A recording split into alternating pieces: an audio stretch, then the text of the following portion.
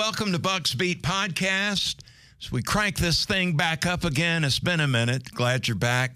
Barrett Sallee hanging out today. Hello, Mr. Ballou. Talk a little Georgia spring football, which I know you're up for that, brother. Always up for some football. You got your Georgia hat on. You're ready. It's a Braves hat.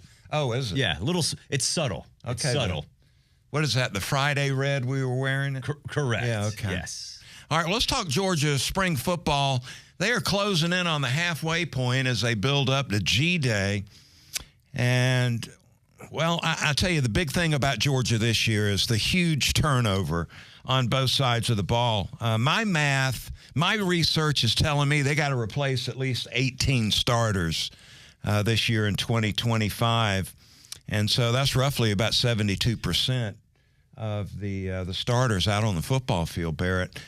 And what do you say about that defensive line edge rusher? Is that the biggest concern right now for you? I think it is. I mean, honestly, with this Georgia team, if you're just talking about pure numbers, you could basically pick anywhere you want. But how are you successful in the SEC? You get after the quarterback. And Georgia's done a great job of that. And I think Kirby Smart has earned the benefit of the doubt of, lather, rinse, repeat. That's what Saban did. That's how Kirby learned. And he certainly has that ability. I think the problem is they're not too deep across the entire defensive line. A good defensive line, as you know, you got to roll 8 or 9 guys out there. And they had that depth a year ago. They had that healthy. Yeah. They've had it for years, and especially in those national championship years.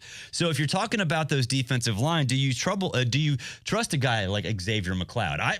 Maybe. As a backup, maybe. He's a guy that's going to roll in because you look at Kristen Miller and I think Jordan Hall. Yeah, and Justin Green as well. Yeah, those guys, especially Jordan Hall, spent all last year trying to get over a couple of leg injuries. He is battle-tested, but if he can stay healthy, that's going to be a huge boost inside. He and Miller, and with McLeod backing him up. But on the edge, they lost everybody. They did, and I think right now, if you're Georgia, if you're Kirby Smart, not only can you sell playing time, not only can you sell the prestige of Georgia, you can sell the prestige of, hey, all these other dudes, they're at the NFL level, particularly with the Philadelphia Eagles. So you have the transfer portal opening up in mid-April. That's a huge selling point for Kirby Smart and Schumann and the rest of that defensive staff. They understand what that Georgia brand is, especially for people playing in the front seven, for defenders in the front seven. So, is their edge rusher on the roster now? Is their primary defensive lineman on the roster right now that can get after the quarterback? Probably not. Well, they signed 2 of the highest-rated defensive linemen in this recruiting class, Elijah Griffin and Isaiah Gibson. I also saw Chase Linton out of North Atlanta, who is a really talented edge defender also. So the trick is you get them to sign as freshmen, and then you hit the transfer That's portal. Right. That's right. It's exactly right. You can never have too many defensive linemen. So that'll be the key there. This is going to develop into the summer, into preseason camp before they really know who's going to be a factor, at least coming off the edge. Well, and also, you had winter, spring, and conditioning. But for Georgia, it wasn't really that much of it because they were in the playoff. And so, and honestly, for Georgia, spring camp started a little bit earlier than most other teams. So I think for the strength and conditioning part of this, you really don't know what these players actually are at this point of the year because they could come back in fall camp. They could have gained 15 pounds. They could have, put on 15 pounds of muscle. That's a huge, huge deal. And so it's still like a little bit of a rough draft right now. Yeah, and as I understand it, the transfer portal will open up, April 16th, which is 2 days after G-Day. And most likely the one area Kirby and Schumann and Coach Bobo would be looking at will be that edge defender in the transfer portal, so we'll keep an eye on that. Over on offense, man, I'm excited about this wide receiver core. And many of these guys are coming in, and they're introducing themselves during spring football practice. I thought that one of the biggest weaknesses on offense a year ago was the X wide receiver spot. Neither one of the 2 guys they had planned to be getting all the reps at wide receiver. Ra Thomas didn't even make it to the start line before he was dismissed. And Colby Young had some problems basically the entire season that kept him out. So a year ago, they played without a true wide receiver. Now, though, coming in, you get Might have too many. Noah Thomas out of Texas A&M, a big 6'6" target that is a proven quality player. C.J. Wiley coming in as a true freshman, a 4-star receiver out of Milton High School, who I got to see play over the last 3 years and left me very impressed watching him. Colby Young's back trying to make amends and get his career turned around after a difficult year a year ago. So wide receivers looking pretty good to me. Yeah, I tell you, Noah Thomas, that kid's legit. He was, I think, the best wide receiver at Texas A&M, and there were a lot of wide receivers at Texas A&M that were NFL bound. And so he's experienced. He knows the SEC. He knows what to expect, and he's still been successful against cornerbacks who know him. And so I think he is a huge, huge pickup. And you mentioned Colby Young. You know, looking at him against Clemson, just standing on the sideline, he looked like a 3-year veteran in college football. And that was when he was, that was his first game. And now another year, he can fill out and he can become a superstar, especially now that all that other stuff, the off-the-field stuff, is behind him, and he can focus solely on football and become and live up to the potential that I think clearly they saw and saw enough to weave him and help him through a process that nobody really wants to go through.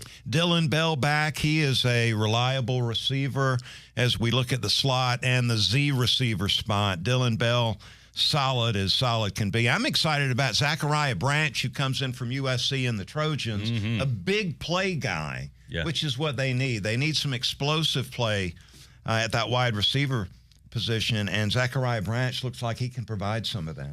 He burst onto the scene 2 years ago as a freshman at USC, specifically on special teams, but also as a receiver. The kid can play. He's not a guy that physically you look at and he doesn't have that big body, but you watch him go and you're like, holy crap, you got a Lambo behind you pushing you.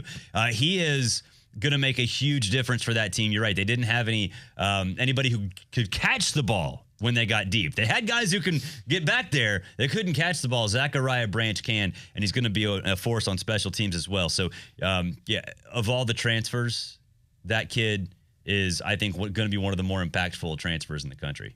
Nitro Tuggle in a little bit of trouble.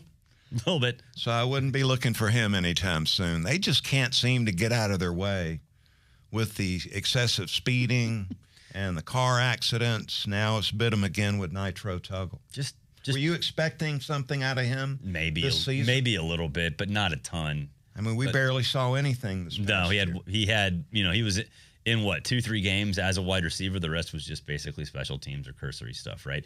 But yeah, when you have your Waze plugged in and the speed limit starts flashing red, stop, slow down. That's when you're supposed to stop, Georgia players. If losing a teammate who died in one of these accidents, if that didn't impact you enough to stop speeding, I don't know if anything is going to work there. I'm expecting Georgia to run the ball a lot more in the upcoming season. So this past year with Carson Beck, a pocket passer, they threw it at roughly about 55% of the time. I think they'll run it about 55% of the time this year. And so looking for Nate Frazier to have a big year. But I believe if they can run it better this season, that really allows Gunnar Stockton, who I believe will be the quarterback, to play off the run action fake and get some explosive plays in the passing game because of the run game. And so I'm looking forward to seeing that. Gunnar went back and watched the Notre Dame playoff game again and left very encouraged where Gunnar Stockton is, a guy that can do a lot of things well, maybe nothing great, but everything he does well. And one of those things, play action, sticking the ball intermediate down the field, getting some big plays in the passing game, and taking the shot. I mean, you see a lot of these quarterbacks, they're going to get out of that pocket as soon as they see they're looking at the rush and they see somebody coming free, and their first thought and reaction is to get outside and run with it. Gunnar stood in there against that Fighting Irish defense, which is one of the best in college football, made the throw. In the business, they say staring down the barrel of the gun, stand in there, know you're going to take the shot, deliver the football, take it up under the chin, and then you got to get up off the ground and dust yourself off. Yeah. This is one of the strengths of Gunnar Stockton. He's tough. He's going to stand in there and make some good throws. I can't wait to see this. Yeah, it's going to be interesting and a lot of fun to see because you're right. And in that Notre Dame game, that first half, he was awesome. He was awesome. But then after the sack fumble and then the punt return, he's in an awful situation. You know, you're putting him in a situation where you really can't succeed. You can't expect him to see. Poor job protecting him. Yeah, awful job protecting him. You mentioned the running game. Georgia, I think last year misevaluated what Trevor Etienne was. And really that set them back all he was year. In and out, yeah, he was in and out. But he's never really a number one back. That's not the kind of player he is. And it really hurt Georgia. And Nate Frazier can be, but also he's going to get the help of a mobile quarterback in Gunnar Stockton. So that is it's going to look a lot different. Yeah, and I think I'm excited about that because I think the staff and Mike Bobo fell in love with Carson Beck a little too much. You mentioned 55% of the time. You want balance, but maybe skew a little bit more towards the running game, and they'll be fine. Well, to me, good coaching is looking at your talent and then playing to the talent, and it's going to change with the turnover. That's going to change every year, so I think we'll see it change again this year. One of the encouraging things with all the turnover on both sides of the ball, Georgia's recruited very well. Mm-hmm. Barrett, the last 3 recruiting classes rated number 1, number 2, and number 3. Hadn't heard that seems helpful about a lot of these guys over the last year or two because they've been developing, but got a lot of young talent on this team. Yeah. And the thing about now in college football, when you're in a situation like this, you're going to give, iron sharpens iron, right? But that's not really the case for major programs anymore because iron sharpens the other side to leave. Right now for Georgia, all these players are going to stay on campus because they all feel like they have a shot, and they do have a shot.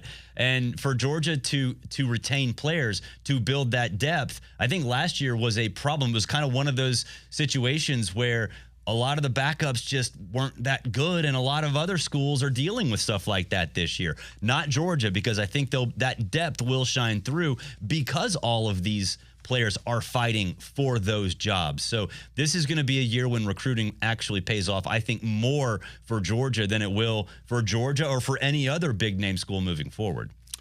Why is it every fan seems to be obsessed with the backup quarterback? I keep hearing a lot about, I get asked all the time, Buck, how's Puglisi? What's Puglisi looking like?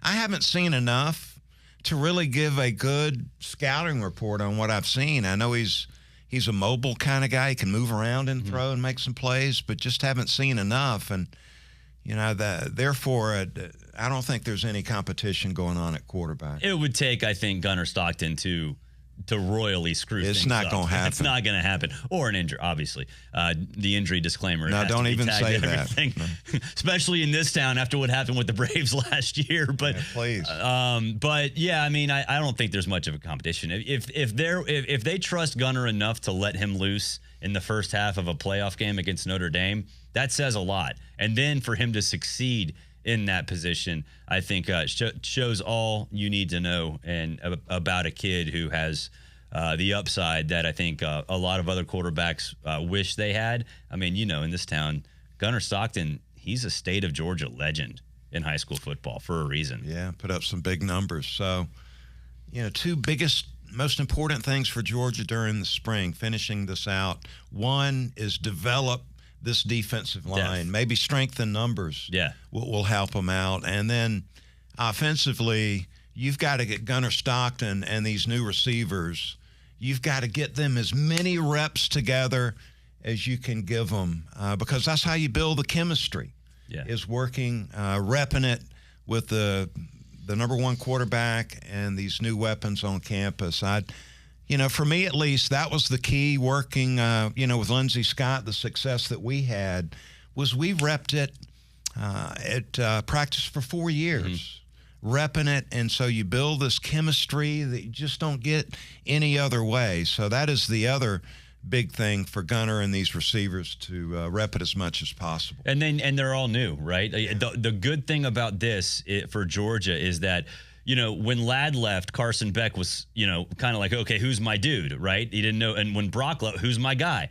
Well, now all of it's new, right? Gunnar Stockton's there. All these new receivers are there. All these new offensive linemen are there. So they are hitting the reset button on offense. But at times, I think that's a good thing. And I think for this particular Georgia team, because there's so much talent there, it's raw talent, but it exists. It actually could make that offense a little bit more dangerous as opposed to last year where it kind of felt like they were trying to recreate players that they just couldn't recreate. Yeah, just got to get those X receivers not to mess up off the field. I think they're going to be okay. Or any wide receiver to catch the ball. All right, that's going to do it for Bucks Beat this week. Barrett, we appreciate it. Yes, sir. Yeah, I think next time we're going to sit down and talk about my favorite pro quarterback, Michael Penix Jr. But that's next time. That'll do it for this time here on Bucks Beat.